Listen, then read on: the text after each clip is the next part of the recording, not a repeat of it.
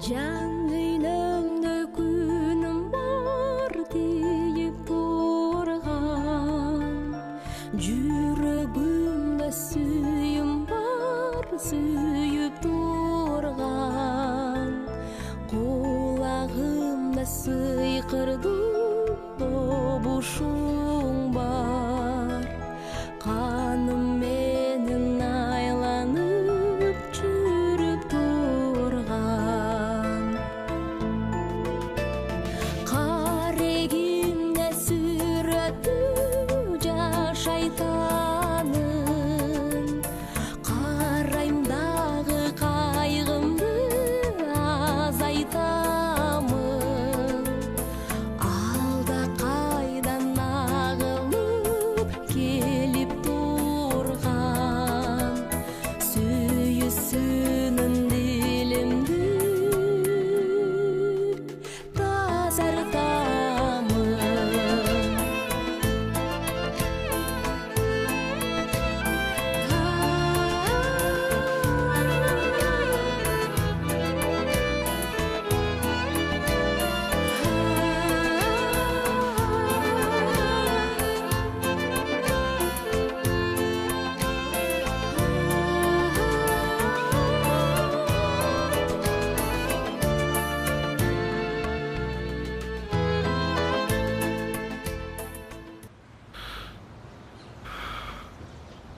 Эми тағалай. Кулак сенде. Сенин кулагың эмнени уккусу келип атат? Мен эми доңуз эмесмин да, жон терим менен сезгендей.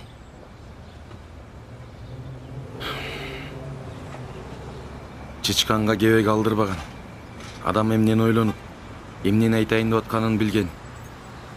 Көрөгөч келесиңерби? Биз эмне тууралуу сүйлөшөрдө билбей калганыңарга таң калам. Аныңа чоң рахмат. Бирок мен бир нерсени түшүнбөй атам. Көптүк түрдө сүйлөп атасың. Же менин жанымда бирөө жарым отурабы?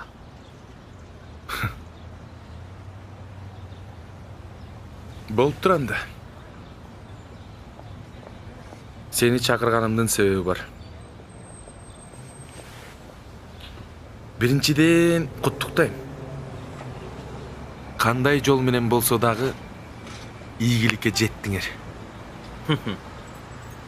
Бизде Кудайга шүгүр, ийгиликтер байма-бай болуп турат. А сен кайсыл ийгилик тууралуу айткың келип атат? Көз тийбесин. Ушинтип коелучу.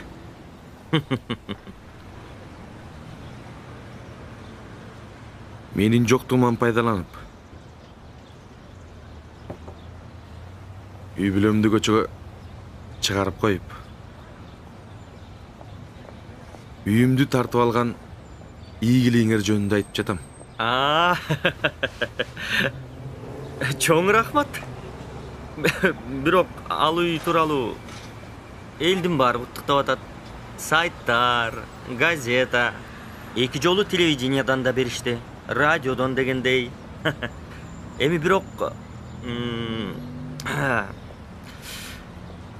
түшүнбөдүм, бирок сен кайсыл үй тууралуу айтып атасың? Биз сенин үйүңө эч качан тийишкен эмеспиз.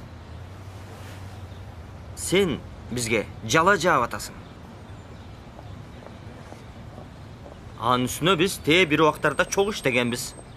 Мен өзүң кууп жибергенге чейин иштеп бердим эле го. Анан мен кантип ошондой арамдыкка барып калайын? Болду, жетишет. Канды кайнатканым. Аңкырланбачы.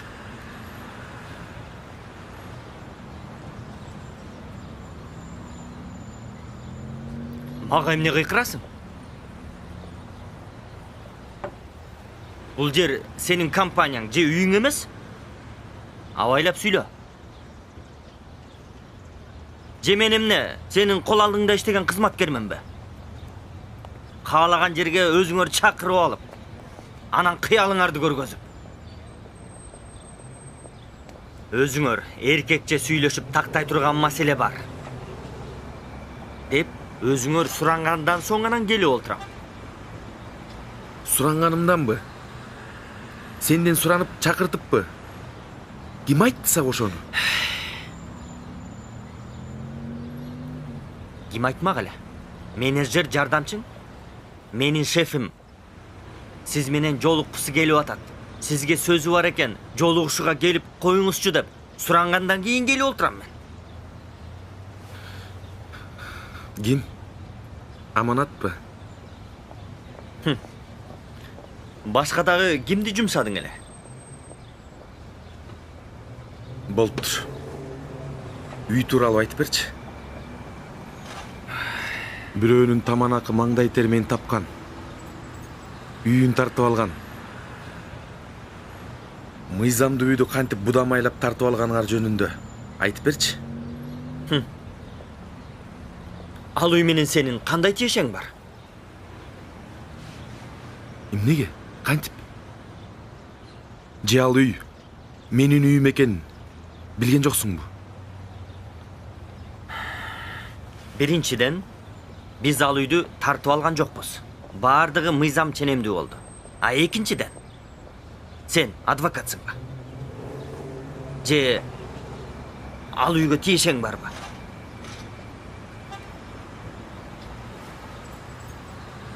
Мынчалык аңкорлонбогун. Эгер билбесең, билип алгын. Ошол үйдүн кожоюну мен болом. Кандайча? А эгер андай болгон болсо, эмне үчүн анда башка кишинин намында жүрөт? Анткени үй бизнеске байланыштуу. Өнөктөшүм менен биргеликте кепилдикке коюлган.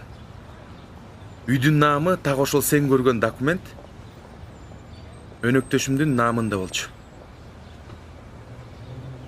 Үйдү тартып алганга жетишипсиңер.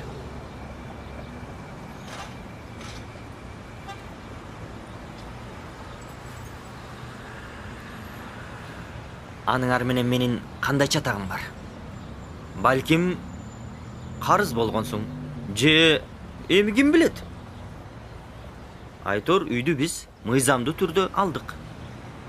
Туура, үй эң сонун. Абдан сонун.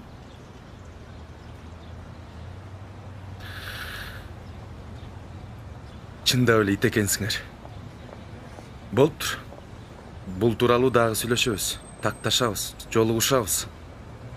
Бирок арамдык менен дайым эле жыргап кетпесиңерди унутпагыла. Да жолугушабыз.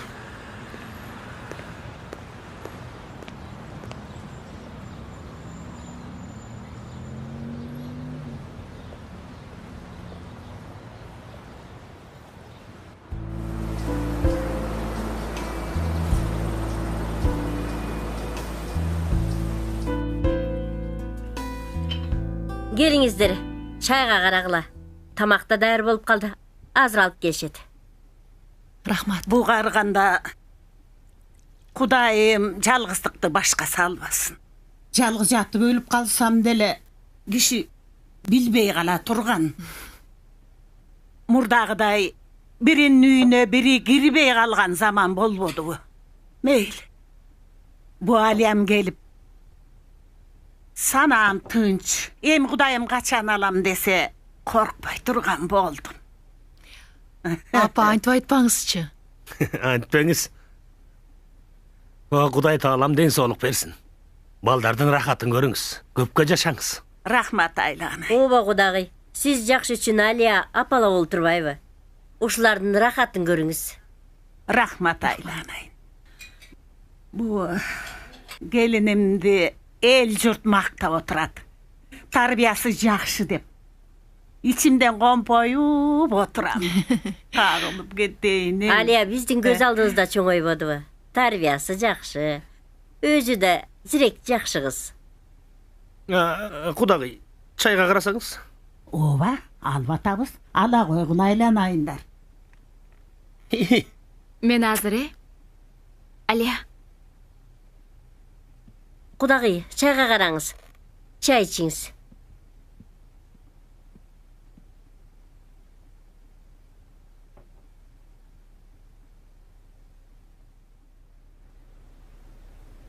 Sen кыйын экенсиң. Кыйын кылып атсаңар кыйын болом да. Жемне, Аферистте келе Жок, жок, турасың жок. ба? Кээ бирөөнө тамакты алдына коюп берсең дагы жута албайт да. А сен болсо биз айткандарды так аткарып, ал тургай биз ойлогондон дагы жакшы кылып коюп атасың. Демек, сага да жакшы, бизге да жакшы. Болгону Ынак Кабылович менен Айнура мага аябай ишенип алышкан окшойт. Тура, ишеничке кириш деген абдан кыйын. А сен ишеничке кирдиң. Ишенишке киргени менен сатып кетиш андан кыйын экенин жон термине сезем. Жок, азыр деген акылдуунун, амал көйдүн заманы. Эгерде сен акылдуу болсоң, анда максатыңа жетесиң. А акылсыз болсоң, анда тепселип жерде каласың. А сен кайсынысына киресиң ошондо? Менби? Мен экөөнө тең кирем, сага окшоп. Жок. Мен сен ойлогондой эмесмин. Кандайсың? Мен жашоодо кыйшайып бассам түздөн алам. Жыгылып калсам тура калам. Менде билим бар. Тил билем. Абдан жакшы, мен дагы ошону айтайын деп аткам. Жаштайыңдан ээрге кандай отурсаң ошондой болосуң. Эгерде түз олтурсаң түз кетесиң. А кыйшык отурсаң, кыйшыйып коюп жүрө бересиң. Аны көрө жатаарбыз. Сенин сөздөрүң бузулуп калыптыр да. Же эмне бизге каршы чыгайын деп атасыңбы? Учкашпа. Учкашкандан кийин түшө качпа. Андай оюм жок. Топтура. Орто жолдон секирип кетүүнүн кереги жок.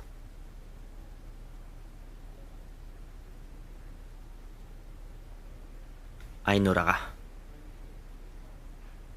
Балким үйлөнө эле аласың. Эмнеге? Эми көргөнүмө караганда мындай өңдү түстүү жакшынакай кыз экен, анан үйүн берип атса. Айнура менин табитимдеги кыз эмес. О. А сен табитиңдеги кыздар кандай? Билбейм, менин табитимдеги кыздарды али жолуктура элекмин. Бирок жолугарыма ишенем. Ошол күндө эстесем, кадимкидей жүрөгүм дүкүлдөп кетет. Жакшы. Тилегиңе жет. А үйдө эртерээк сатпайсыңбы? Сатпайсыңбы? Эмне? Жеке басар болоюн деп атасыңбы? Биз антип сүйлөшкөн эмеспиз да. Сүйлөшпөсөк, ойлобойсуңбу өзүң деле? Жок, эмне Аяш атам ошентип айтты ба? Чалып сурап көрөйүнчү.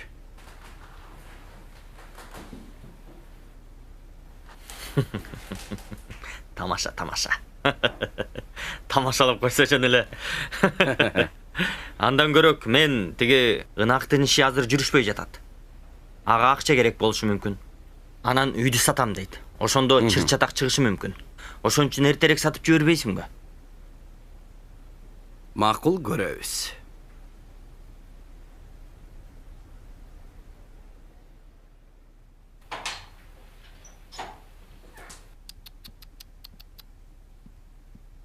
Gel otur.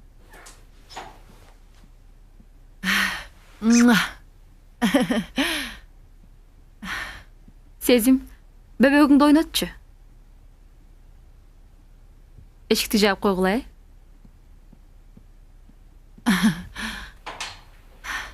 Аяш атам менен апама чоң рахмат. Силерди аябай сагыныптырмын. Мен дагы сагындым. Айылды сагындым. Ынактын жоктугун билдирбей, көптөн бери келбей жаттым. Ынак ушул боюнча келген жокпу? Жок. Бизге күйөөдөн айтпаптыр да. Бирок күйөөдөн айтпаса деле Кудайыма шүгүр. Баары жакшы. Кудайым сенден эч нерсесин аяган эмес. Сулуулукту, талантты, ата-энени. Мен да Кудайыма шүгүр. Апам бар. Кыздарым. Сен, Аяш атам, Аяш апам. Эмне кылайын деп атасың? Айылга көпкө келдим. Иштейин деп атам. Иштейин деп? Ооба. Баламды апама таштайм. Өзүң билесиң да, айлыкты карасам, аябай кыйналып кеттим. Бир аз иштеп, квартира сатып алайын деп атам. Өзүңөрдүн үйүңөр эмне болду? Ынакта калдыбы? Жок. Ынак бир бизнес баштап, үйүбүздү кепилдикке койгон экен. Ал жумушу дагы жүрүшпөй калып, үйүбүздү алып койду. Жаман болгон турбайбы? Жакшы үй болчу. Бирок чынын айтсам, ынаксыз ал үйдүн мага кереги деле жок экен. Байлык деген колдун кери. Мен деле, сен деле ойлогон эмеспиз да, баары ушундай болоорун. Эң башкысы, ата-энебиздин ден соолугу жакшы. Өзүбүз аман, балдарыбыз аман, эч качан оорубай жакшы жүрсө, ошонун өзү чоң бакыт тура. Ооба. Эмне кылайын деп атасың? Буюрса эртеңден баштап эле жумуш караштырам. 1-2 варианттар бар. Көлдөн пансионат алып иштетсемби деп атам. Буюрса, сени да чакырам. Чогуу иштейбиз. Келесиңби? Барам да. Анда жакшы экен. Жакшы жаңылыгым бар деп аттың эле. Чынында эле жакшы жаңылык экен. Жок. Бул эмес. Сага кандай айтаарымды деле билбей турам. Сени атам канчалык жакшы көрөрүн билесиң да. Алия келет деп айтсам, кудуңдап эле сүйүнүп жүрдү. Ооба, Аяш атамды аябай жакшы көрөм. Кээде сагынам. Өз атамдай эле көрөм. Кичине кезибизде чоң өсүп калбадыкпы? Эсиңдеби? Бир тизесине сени отургузуп алып, бир тизесине мени отургузуп алып. Ооба. Жомокторду айтып берчү. Таттууларды алып берчү. Сага кандай көйнөк алып берсе, мага ошондой көйнөк алып берчү. Кичинекей балдар. Акшоланын атасы сенин атаң дей беришчү. Алар чын эле айтчу экен да.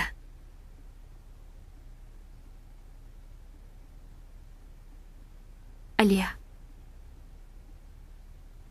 биз экөөбүз бир тууган экенбиз. Эмнеге сени ушунчалык жакшы көрөм десем, кичинемден бери эң жакыным сенсиң. Көрсө биз экөөбүз бир тууган экенбиз, Алия. Акшола, эмне деп атасың? Бу кандайча? Сен чын эле айтып атасыңбы? Мен кантип билген жокмун?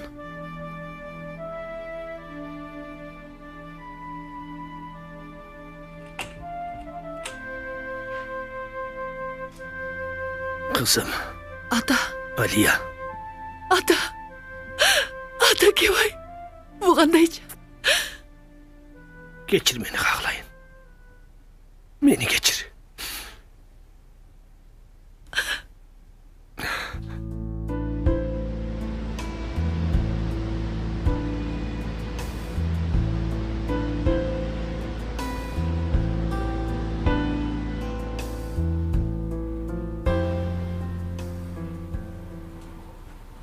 Эжем менен сүйлөштүм.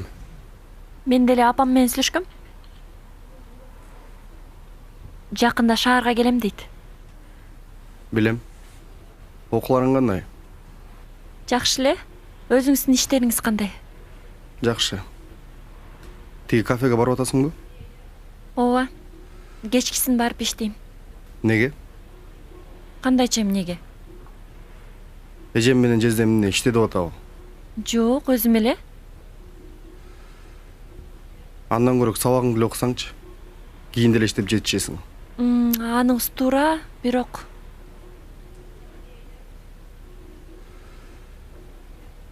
Элиза, сен экөөбүз бири-бирибизден эч нерсе жакшы эмес элек го? А эмне болду? Жөн эле. Сен бир аз өзгөрүлүп кеттиң. Мурда аябай ачык элең. Мен менен бат-баттан сүйлөшүп турчу элең, сырдашып турчу элең. Бири-бирибизге кеңеш берчүбүз. Бирок Аружан эжем тууралуу айткан эмессиз да. Менден көп нерселерди жашырып, тайкем кууланат экен го деп ойлоп калгам. Койчу, кууланчу эмесмин мен. Айткыча эле сен өзүң дароо билип алып турсуң го.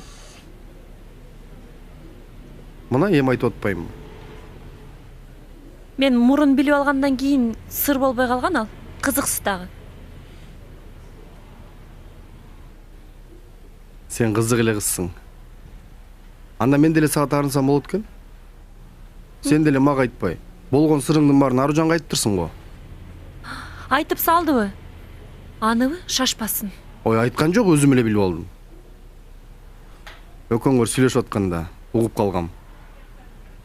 Түн жарымдабы?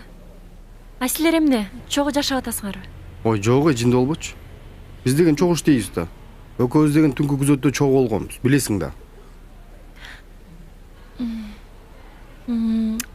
А бирок ал деле мага сырын айткан.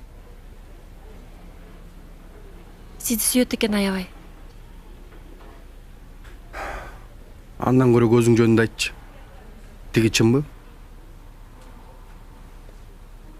Аны көптөн бери тааныйсыңбы? Аны менен кандайча таанышсың? Чалабы же жолугабы? Жок. Андай болсо гана. Ал мени көрбөйт деле, байкабайт. Андай болсо жакшы.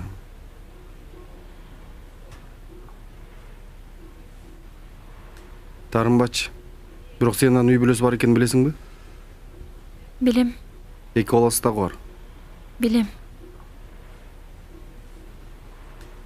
Ал жакшы деле адам эмес. Кайдан билесиз? Билген үчүн айтып атам да. Молдон айтканын ук, кылганын кылба дейт го. Түшүнгөн жокмун. Ал эмне үчүн жакшы адам эмес? Ошону мага айтыңызчы. Ага аябай болуштуң го. Эмне? Аны ушунчалык жакшы көрөсүңбү? Ар бир адамдын өз орду бар да. Мен баарыңар жакшы көрөм. Атамды да, апамды да, сизди да, аны дагы.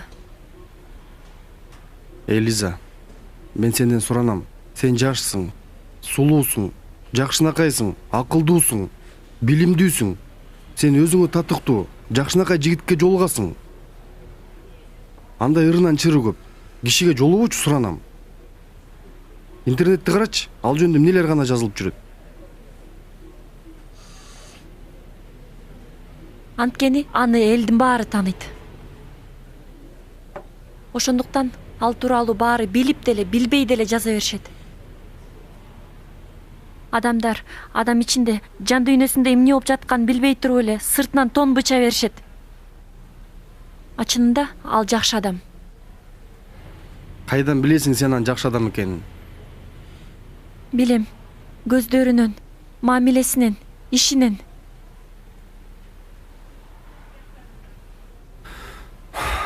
Мен сага кошулбайм. Андай адамдар сыртынан сылык, сыпайы көрүнө беришет. А ичинде ит өлүп калган менин иши жок. Болдуңузчу. Жакпайт мага ал тууралуу ушинтип айтканыңыз, жакпайт.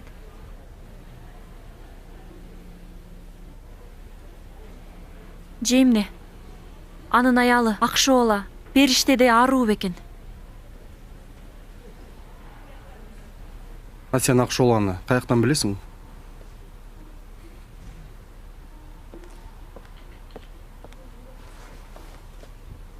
Кандайсыңар?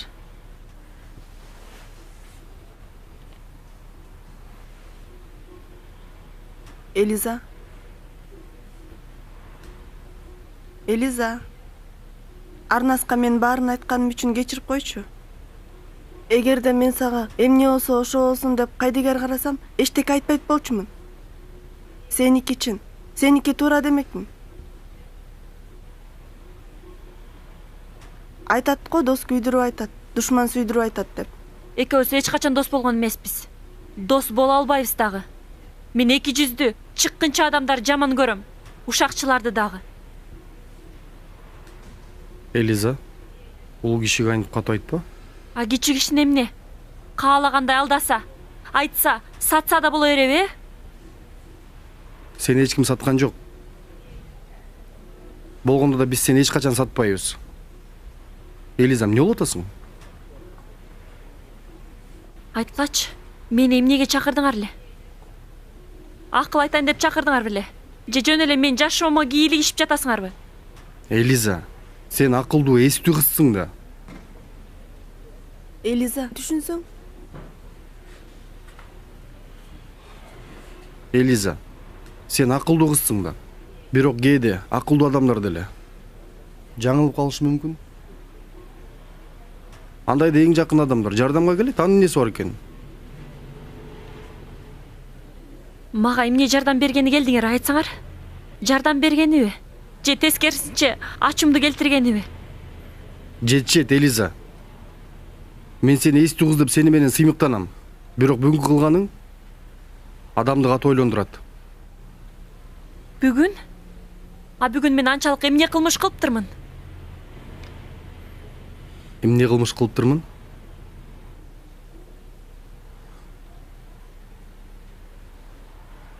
Бул сүрөттү телефондогу баракчаңа эмне коюп алдың?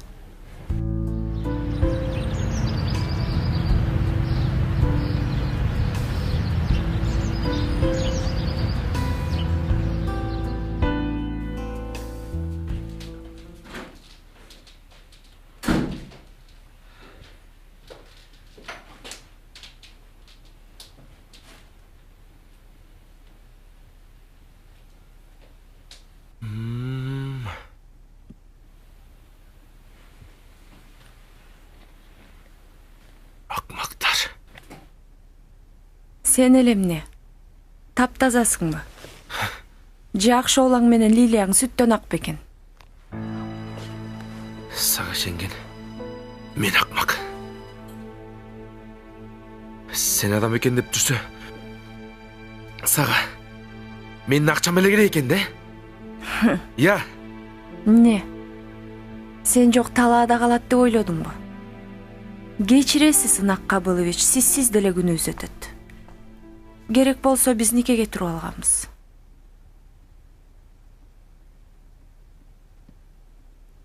Эмне? Я. Эй, эмне дейсиң? Ынак Кабылович. Ынак Кабылович. Эй. Ынак Кабылович, жүрүңүз, кеттикчи. Жүрүңүз. Ачкычты таштап кой.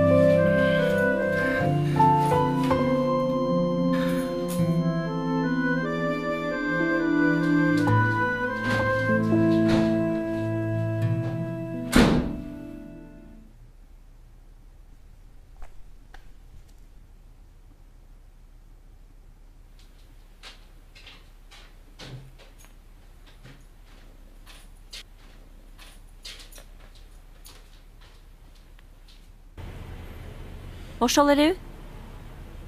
Сүрөт үчүн ушунча капа болдуңарбы? А эмне үчүн? Кааласаңар, силер деле өз жактырган адамыңардын сүрөтүн коюп алгыла. Арыжан же сиздикин, сиз дагы бирөөнүкүн. Айтмакчы, Арыжандын барагында жалаң эле Арнас Акылович го. Кеп сүрөттө эмес. Кептин баары эмне деп жазып алганыңда? Бул менин жашоодогу эң сүйүктүү адамым деп. Элиза, сен түшүнсөң? Эки баласы бар да. Эмне болбойбу? Мен деген бала бакчанын кызы эмесмин. Керек болсо, мендей кыздар экиден балалуу болуп калышты. Болду, жетишет. Өзүңүз аз келгенсиз, Аружанды ээрчитип алып, көбөйүп алып турсаңар го. Душманга кол жыйнагансып. Керек болсо, Төрөткананын жааматын баарын ээрчитип алыңыз. Мага баары бир.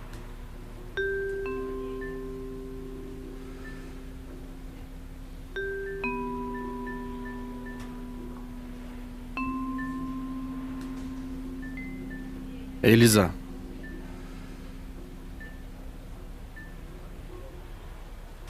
Эмне Элиза? Эмне калппы? Анан мага кантип акыл үйрөтүп атасыңар? Айткылачы. Өзүңөр таза, туура болуп туруп анан мага акыл үйрөтсөңөр? Же сен сүйгөн адамың адам сыяктуу болсочу? Же жок дегенде өзүңө окшош жаш, өзүң теңдүү болсочу? Мен эч нерседе өйт болчумун. А сен үй бүлөлүү эркекти сүйөм деп интернетке жарыя кыласың, анысы аз келгенсип. Бул кылганың туура эмес, Элиза. Эжемде руксам не дейт? Сен ойлончу ошону. Арнаста эке, айтпайын дедим эле, өзүңүз айттырдыңыз. Эми тарынбаңыз. Ошол 2 балалуу үй бүлөлүү эркектин аялын сүйөм деп жүргөн ким? Керек болсо интернетте сизди да жазып жүрүшөт. Ынак Кабылычтын аялы Арнас Акыловдон төрөгөн деп. Элиза. Эмне Элиза? Калппы? Анан мага кантип акыл үйрөтүп атасыңар? Айткылачы. Өзүңөр таза, туура болуп туруп анан мага акыл үйрөтсөңөр, мен эч-ак эле ошондо кой деп уялмакмын. Укмакмын силерди.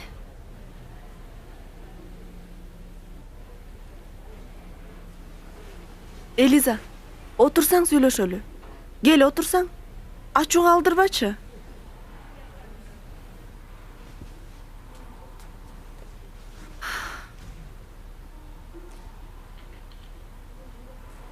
Мен жашоодо жалаң тазалыкка, чындыкка ишенчүмүн. Жашоодо адам баласы жазылганда, жазылбаганда эрежелерге баш ийип жүрүш керек экен деп ойлочумун. Көрсө мен жомокко ишенчү экенмин. Анын баары жомок болчу экен. Улам чоңойгон сайын мен жашоодо ыпыласчылыкты, алдамчылыкты, бузукулукту, эки жүздүүлүктү гана көрдүм.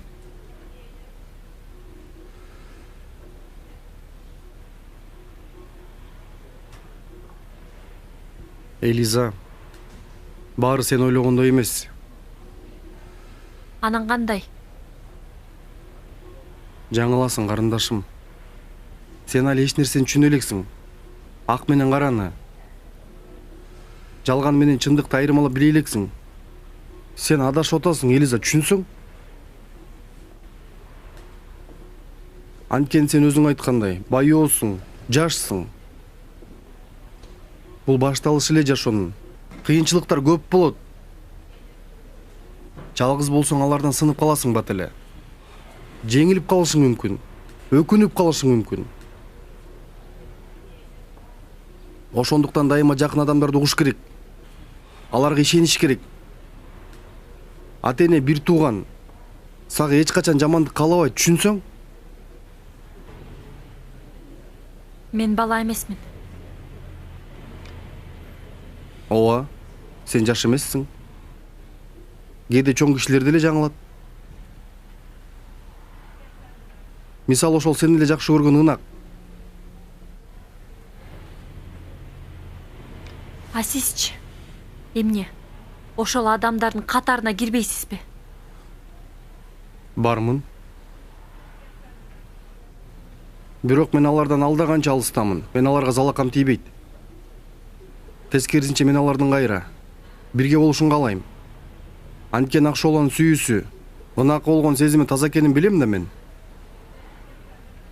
Акшолон азапка калышын каалабайм. Сен түшүнүп атасыңбы? Сүйгөн адам ушундай кылыш керек. Сүйгөн адамдын баксы үчүн өз сүйгөнүн, өз кызыкчылыгын курмандыкка чалыш керек, түшүнсөң? Оолактап кетиш керек, кандай түшүнбөйсүң? Аружанды карабай, Акшоланы күтүп жүрөсүз го. Аружанды мен дос катары, бир тууган катары, кесиптеш катары жакшы көрөм, сыйлайм, урматтайм. Аны Аружан деле билет. Акшолага сүйүмдү таңылабайм эч качан. Бирок менден жардам керек болсо, аябайм. Дайым жардам бергенге даярмын. Ал эми жана ушакка сен эч качан ишенбей жүр. Анын баласы эч качан меники эмес. Ал ынактын баласы. Экөөнүн сүйүүдөн бүткөн баласы. Качантан бери күткөн баласы. А сен алардын ортосуна кийлигишпе. Ынак сени эч качан сүйбөйт. Эртең шагың сынып, эжем жездемди жер каратып каласың. Рахмат мага күйгөнүңүзгө. Тек гана менин жолуман чыкпасын деп, мен жашоомо аралашпасын, бутума чалынбасын деп жатасыз да, Сиз акча болуу үчүн коркпой эле чуркай бериңиз. Мен баары бир ынака сүйүүмдү билдирем. Балким ал өмүр бою меники болот. Элиза, сен эмне болуп калгансың? Мен сени апаңа эле айтам.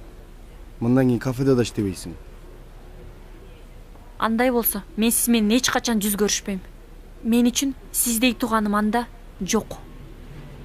Элиза, сен түшүнсөң? Сен ачууланба, антип жиниңди чыгарба.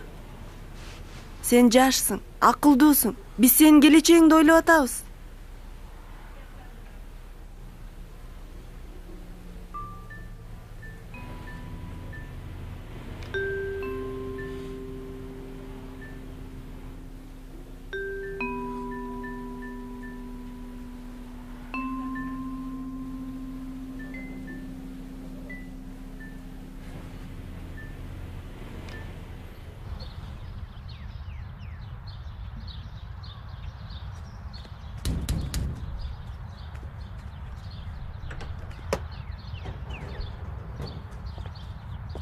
Кандай? Assalomu alaykum.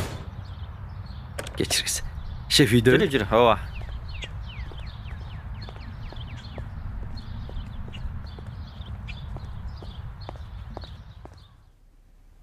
Шеф, аманат келиптир.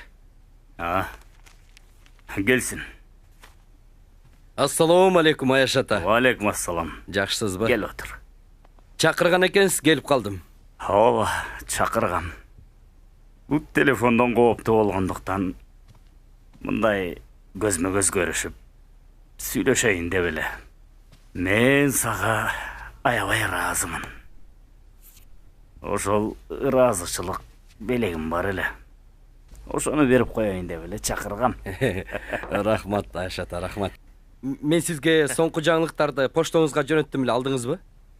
Ооба, маалыматыңды алдым. Эгер ошол темпте иштей турган болсоң, берки компания колубузга тие турган болсо, билесиңби сен? Кайда барасың? Жаштын оюн берет дейт. Кыялдана бер.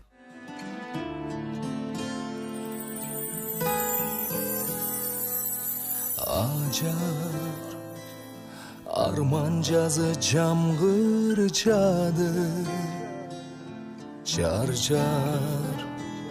жарым бөлүп салды тактыр. Шолаң, ак шолаң алолосо, ынанганың ынагың мен улам карап сен тарапты. Андай эми кайрадан баштайлычы күздүн демин, гүл менен байлайлычы жазгы бакта. Жарым мен күтөм сени, куса болуп изденип келдим жаным, сусаганбы биздеги сезим жаным гүлзарлардан. Жарым мен күтөм сени.